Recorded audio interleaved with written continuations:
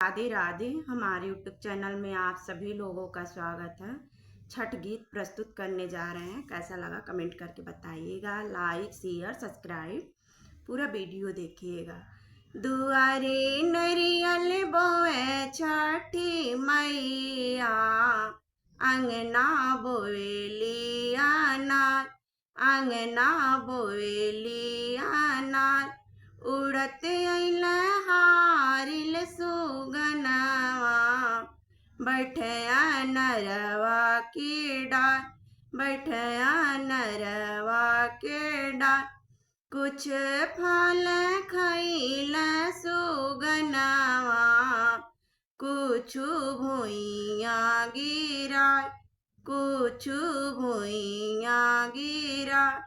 मचिया बैठल छठी मैया, रहे रोदना पसार, रहे रोदना पसार।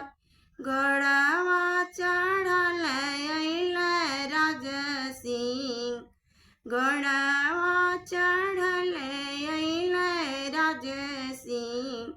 पूछ छठी बहन से बात, पूछ छठी बहन से बात। कने गुने बहन नालो रवा, कने गुने रोदना पसार, कने गुने रोदना पसार। दुआरा पे बोली बिरन नरियलवा, अंगना बोवेली अनार, अंगना बोवेली अनार। उड़के अइल हारिल सुगनवा, उड़के अइल हारिल सुगनवा।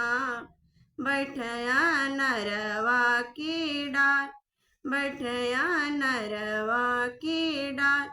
कुछ फल खइल सुगनवा, कुछु भुइया गिरा, कुछु भुइया गिरा।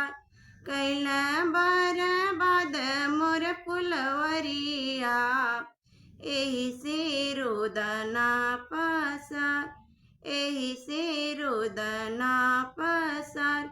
जनी रोवा हे छठी बहिना, नैना नीर बहाय, नैना नीर बहाय। देहु न तिरिया धनुइया, सुगना मारन हम जाय, सुगना मारन हम जाय।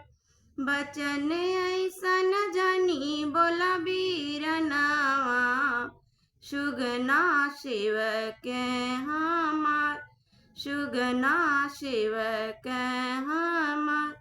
बड़ी जनी बोला हो बीरनवा, सुगना बल के हमार, सुगना बल के हमार।